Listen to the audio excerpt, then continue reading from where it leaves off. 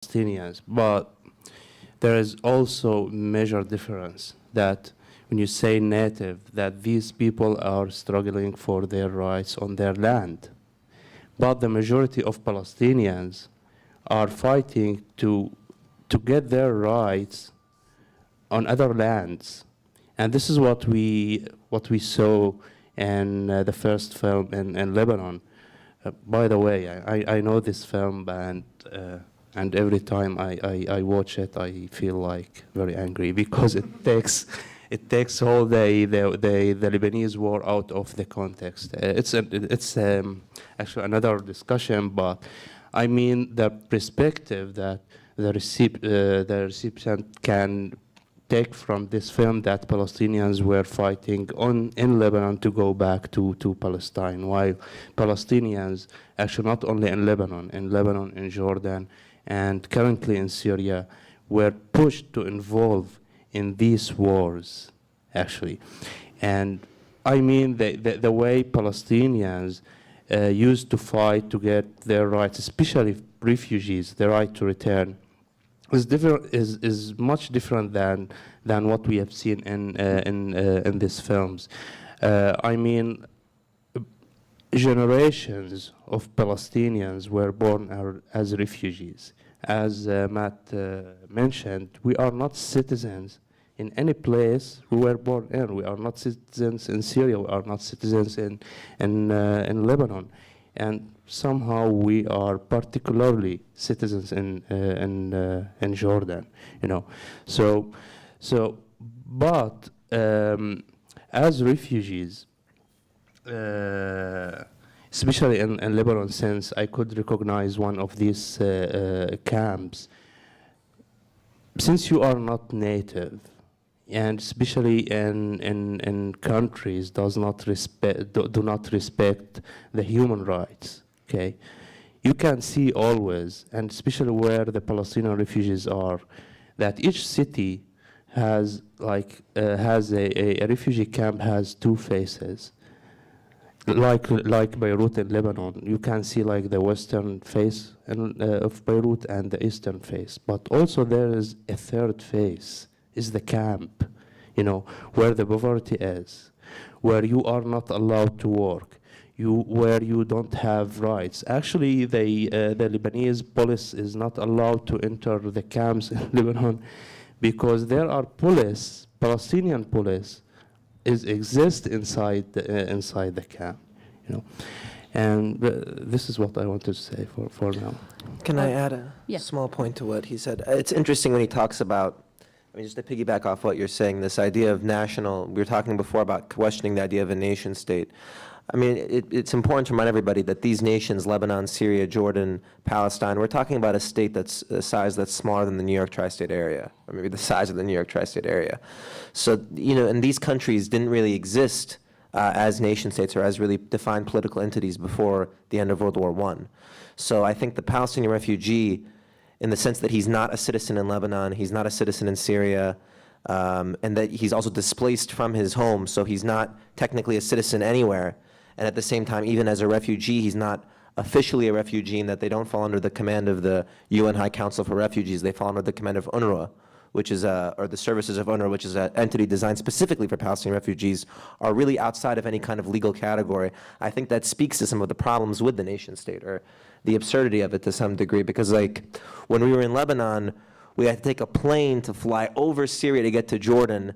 Then when we wanted to go from Jordan to the West Bank, we had to go through an Israeli checkpoint, you know, by car, get out of the car, go through the border, and then come back in, all to cross an area that's like Long Island, you know what I mean? So there's, that kind of testifies, so to say that someone is a Palestinian from Syria, now in Lebanon, there's a kind of absurdity to it if you really think about that this is all a product of the history of the 20th century. So that kind of testifies to some of the issues that we were uncovering, you know, by focusing on the Palestinian refugee.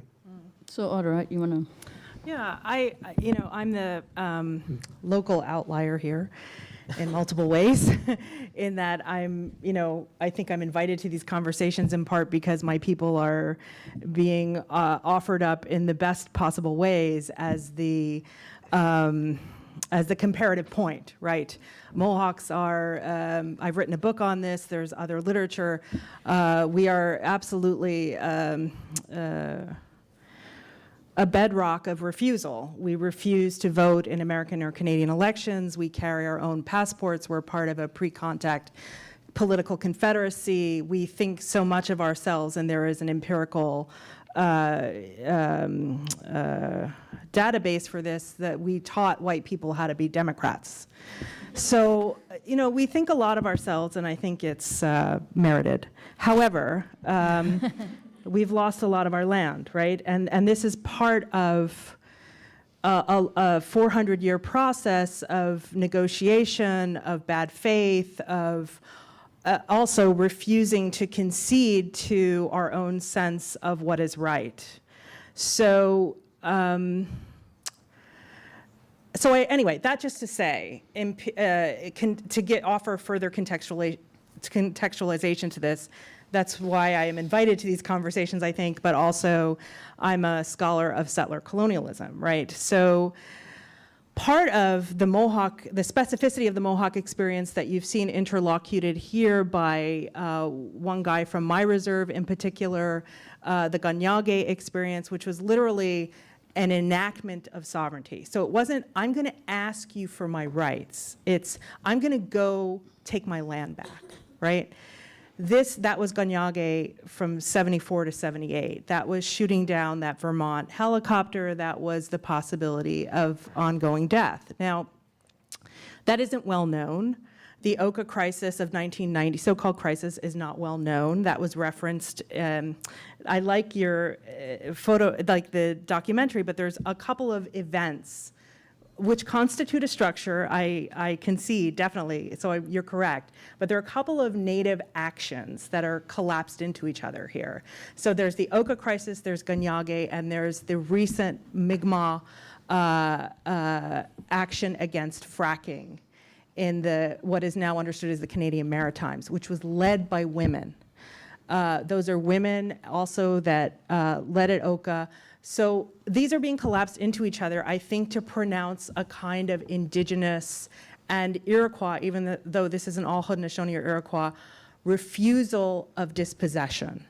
So that just to say, I'm offering context here. When we think comparatively about these cases, so-called, and this is something that we're trying to nuance here at Columbia, that we're trying to nuance in the literature, that we're talking about carefully and gingerly and with great respect for each other's political struggles. When we nuance this, I think it's important to understand that in the United States, we are imagined as a failed project. And when I say we, I'm speaking as indigenous peoples, right?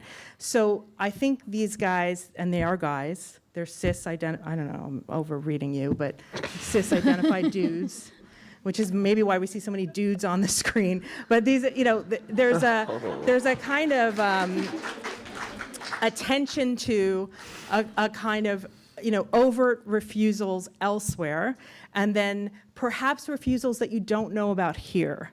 So I appreciate and it's not just me, in a broader field of ideas and politics and conversations and solidarities, REBDS, which we signed in great support at Native American Indigenous Studies Association, American Studies, et cetera. There is a kind of solidarity of recognition, and I don't mean well, of course, Hegel, we might want to throw him out, but we recognize what's going on, right? So it's not because it happened to us, and it's because it's still happening to us. Right. So I think that's a point that I want you to understand, and perhaps why I keep being invited to these conversations, which is cool. But but it's still happening to us, and in quieter ways, perhaps in liberal ways, in legal ways. So so that's what I'll put out there to you in a preliminary sense. So is that okay? Yeah, if you want to ask me questions, or but I'm an outlier. I realize I'm an outlier. I'm not a Middle Easternist, you know, and et cetera. So one of the things on my list you touched upon had to do with the vocabularies of protest and the ways that in the films there were certain kinds of maybe fascination with confrontations with the police. You know, like the staging of confronting the police. Yet I found that the content of those confrontations were quite different. Like, for instance, when you mentioned that the Native context is confronted with dispossession through quote-unquote liberal means, I think that was very clear in the films, in contrast to Palestinians. So I wonder if you can talk about that aesthetics of confrontation, how it's positioned in the film, and the vocabularies of protests that seem similar, but also I think are different. And that difference may refer to something Audra mentioned that has to do with temporalities of dispossession that are different. So, yeah, I think one of the things that kind of led us or got us interested in the project, also as people that are from and live in New York City, is the growing kind of visibility. One of the ways I think that Native peoples have been visible in North America is on what we might call kind of environmental activism or kind of environmental protest, in particular kind of against infrastructure projects like pipelines, dams, fracking, power plants, these kinds of things. This has become one of the ways in which I think, in some sense, that Native peoples have become very visible and very, very active. And I think as more and more people now talk about the so-called climate crisis, it's become a very kind of active, charged domain of area of struggle. And I think people living in cities or metropolitan contexts have also been thinking about forms of struggle or resistance or rebellion or refusal that are not urban. And I think some of these kind of anti-infrastructure resistances that then, you know, or what we might think of them as that, become, as we understand them more, defense of lands, of sovereignty, of forms of life, of ways of living, of kind of cultures or something. And I think that kind of, that extension or that shift has been, you know, very interesting for us, and one of the things we really wanted to highlight.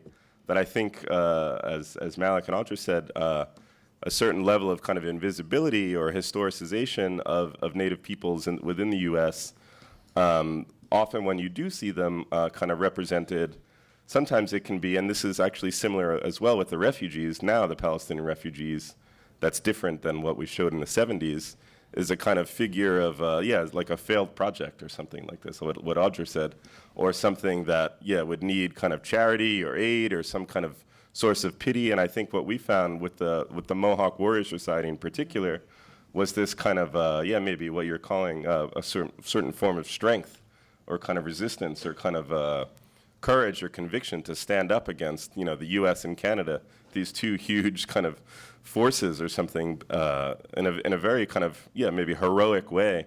But I think it's very powerful, strong, and also in a lot of ways atypical for how kind of natives can be represented. We did similar things. We also went to Pine Ridge in South Dakota, which is maybe the most kind of, in some sense, maybe one of the more well-known or well-documented or represented or seen, mediatized reservations. But we similarly wanted to focus not quite on the poverty or kind of these kind of questions, but on people who are very confident and very strong and very well organized, which also includes mostly women in the Lakota context. But yeah, this was one of the main things for our project. And the confrontation aspect is true and it's real. But I think for example, when we showed this in Palestine and the refugees, for one thing, Palestinians didn't really have any idea that there were still Native Americans at all. So for one, for us to tell them that there are still Native